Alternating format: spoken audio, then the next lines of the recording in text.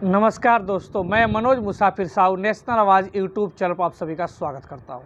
आप सभी को मालूम है कि लोकसभा का चुनाव हो रहा है और उत्तर प्रदेश में एक सीट बहुत ही चर्चा में है। उस सीट का नाम है घोसी लोकसभा सीट। घोसी लोकसभा सीट में चूंकि ओम प्रकाश राजभर आप नाम से परिचित हैं, ओम प्रकाश राजभर के कोटे में भाजपा के गठबंधन में वो सीट चली गई है और ओम प्रकाश राजभर ने वहाँ से किसी और राजभर को नहीं, अपने ही बेटे, बड़े बेटे अरविंद राजभर को वहां से कैंडिडेट घोषित कर दिया। अब कैंडिडेट घोषित होने के बाद लगातार वो क्षेत्र में जा रहे हैं, लेकिन चूंकि उनका चुनाव चिन्ह छड़ी है और वो भाजपा के गठबंधन के प्रत्याशी हैं, भाजपा से नहीं हैं, इसलिए भाजपा के तमाम जितने लीडर हैं मऊ जनपद के, वो सभी के सभी लीडर उनका साथ नहीं दे रहे हैं। जब उन्होंने ये बात अपने हाईकमान तक पहुंचाई, भाजपा के शीर्ष नेतृत्व तक पहुंचाया, तो वहां से ब्रजेश पाठक आते हैं और वो ब्रजेश पाठक जो बार बार कई बार ओम प्रकाश राजभर से मंत्री बनने से पहले भी मिलते रहते थे। लेकिन आप ब्रजेश पाठक के बारे में जब पता करेंगे तो आपको पता चलेगा कि ब्रजेश पाठक साहब जरूर है कि सरकार में डिप्टी सीएम हैं, इस समय योगी जी के सबसे खास मंत्री हैं और अमित शाह और मोदी जी के भी बहुत खास हैं, उनका नेटवर्क बहुत अच्छा है। लेकिन उनके बारे में जब पता करेंगे तो उन्नाव के रहने वाले हैं, लखनऊ में बहुत दिनों से रहते हैं, पहले बसपा में भी थे, लेकिन उनके अंदर भी जो मनुवाद है, सामंतवाद है, वो लगता है बहुत ज़्यादा भरा है।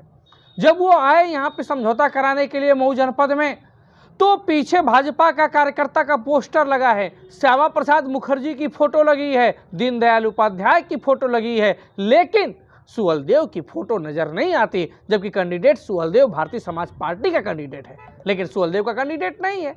अब हुआ क्या जानते हैं? अब भाजपा के सवर्ण पदाधिकारी, जानते हैं भाजपा में पदाधिकारी कौन है? उन पदाधिकारियों के बीच में ब्रजेश पाठक ये नहीं कह रहे हैं कि अरविंद राजभर आप कहिए कि आपका सभी लोग साथ दीजिए और हाथ जोड़ के प्रणाम कीजिए। इतना ही नेता करते हैं, हर नेता इतना ही करता है। और बड़ा नेता आता है तो यही मक्खन लगाता है कि चलिए आप लोग साथ दीजिए, अगली बार कोई गलती नहीं करेंगे, जो भी आपका काम होगा वो सब निकाला जाएगा। लेकिन हुआ क्या जानते हैं? वहाँ पर अरविंद राजभर को बाकायदे ब्रजेश पाठक जी डिप्टी सीएम हैं, ये एक तरह से उनके गार्जियन के रूप में कहते हैं कि चलो प्रणाम करो। जब वो प्रणाम ऐसे करते हैं तो कह रहे झुक के करो, वो बेचारे समझे कि झुक के मतलब ऐसे, वो झुक के प्रणाम करना चाहते हैं, तो कह रहे हैं नहीं नहीं, इस पर चढ़ो स्टेज पे और चढ़ के घुटनों के बल आओ। जब घुटने के बल बेचारा प्रणाम करने के आता है तो कहते हैं उसका गर्दन पकड़ कर इसको झुकाओ और इसको रगड़ो, गर्दन को एकदम से जमीन पे, फर्श पे रगड़ो।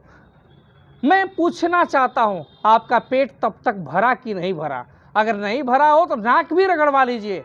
और पूरी दुनिया, पूरा देश देख रहा है कि एक ऐसा कैंडिडेट खड़ा है जो राजभर समाज का नेतृत्व करता है, अति पिछड़े समाज का नेतृत्व करता है, अपनी पार्टी का प्रमुख महासचिव है, लोकसभा का प्रत्याशी है, उसके पिताजी सरकार में महत्वपूर्ण विभाग, पंचायती राज विभाग के कैबिनेट मंत्री हैं, लेकिन उसके बेटे को, इस पार्टी के प्रमुख महासचिव को किस प्रकार से लोगों के सामने जलील किया जा रहा है। अब आप कहेंगे, यहां तक कि अरविंद राजभर का भी वक्तव्य आया कि मैं देवतुल्य कार्यकर्ताओं का सम्मान कर रहा हूं। मैं अरविंद राजभर जी से भी कहना चाहता हूं, सांसदी मिले चाहे ना मिले, विधायकी मिले चाहे ना मिले, लेकिन मान सम्मान का, स्वाभिमान का हमेशा ख्याल रखना चाहिए। किसी व्यक्ति के मान सम्मान, स्वाभिमान से बढ़कर कोई नहीं है। आप मुझे एक ऐसा उदाहरण बता दीजिए, तमाम 80 लोकसभा उत्तर प्रदेश में हैं और हर लोकसभा में भाजपा के प्रत्याशी कभी क्षेत्र में नहीं जाते और वहां का संगठन पूरी तरह से अपने आपको असहाय महसूस करता है, साथ नहीं देता है, काले झंडे दिखाए जाते हैं, जगह जगह विरोध होता है। लेकिन एक ऐसा केस मुझे दिखाइए जहां पे बड़ा लीडरशिप आता हो और प्रत्याशी से कहता हो कि सर झुकाओ, जमीन पे घुटनों के बल लेटो। एक ऐसा एग्जाम्पल मुझे दिखा दीजिए। नहीं दिखा पाएंगे आप। क्या किसी आप अनुमान लगाई कि ब्रजेश पाठक के बदले कोई अति पिछड़ा समाज का मंत्री हो और कैंडिडेट जो हो ये राजभर और अति पिछड़े समाज के बजाय किसी सवर्ण जाति का हो, तो क्या ये मुनासिब है? क्या ये समझ से परे है? क्या ये संभव है? आपका जवाब होगा नहीं। जब ये संभव नहीं है तो आपने संभव क्यों बनाया? क्योंकि जो गार्जियन जो आए थे मैनेज करने के लिए, उनके अंदर खुद इस तरह की भावनाएं हैं। वो समझते हैं कि नतमस्तक करा लूँगा तो सब कुछ मामला सेटलमेंट हो जाएगा। मैं आप सभी की जानकारी के लिए बता दूं कि ये सवर्ण समाज जो होता है ये मोदी जी को देख के वोट नहीं देता, ये अपने लोकल कैंडिडेट को देता है। इसी घोसी में जहाँ से ये लोकसभा चुनाव लड़ रहे हैं, वहाँ पे जब अभी 5 महीने पहले उपचुनाव हुआ था तो उन्होंने सपा के सुधाकर सिंह को सभी सवर्णों ने वोट दिया था। क्यों? क्योंकि सुधाकर सिंह सवर्ण बिरादरी से थे। ठीक उसी प्रकार से यहाँ घोसी लोकसभा में भी चूंकि समाजवादी पार्टी जो पीडीए का नारा देती है, पिछड़ा दलित अल्पसंख्यक, उस पीडीए का अपमान करते हुए उसने राजीव राय को सवर्ण बिरादरी के कैंडिडेट को खड़ा किया है। और पूरा वहाँ जनमानस घोसी लोकसभा का जितनी सवर्ण आबादी है इस बार भाजपा को मोदी जी के नाम पे वोट नहीं देने जा रही, वो प्रत्याशी के नाम पे राजीव राय को वोट देने जा रही है। इसी वजह से अरविंद राजभर विचलित है। और जैसा कि हर सीट पे होता है कि जो सवर्ण आबादी होते अपने प्रत्याशी को देखता है, ना कि पार्टी को देखता है। उसको मालूम है कि अगर चौकी थाने पे कोई मामला बनेगा, कोई जिले पे मामला बनेगा, कप्तान डीएम से मामला बनेगा, टेंडर लेना है, ठेका लेना है, झगड़ा करना है, तो वो किससे मैनेज होगा? सांसद से, विधायक से। इसलिए वो प्रत्याशी देखता है, ना कि पार्टी देखता है।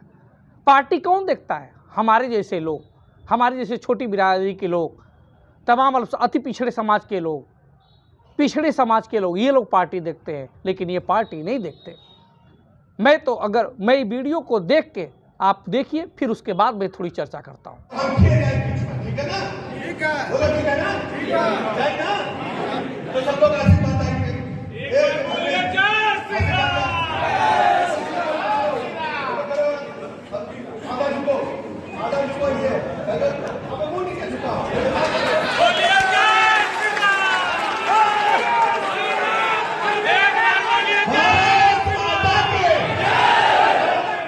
इस वीडियो में आपने क्या देखा?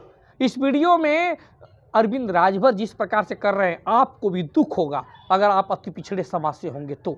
अगर सवर्ण समाज से होंगे तो खुशी मिल रही होगी, आपकी आत्मा संतृप्त हो रही होगी, तृप्त हो रही होगी। लेकिन अगर अति पिछड़े समाज से होंगे तो निश्चित रूप से जिस प्रकार से हमारा सिर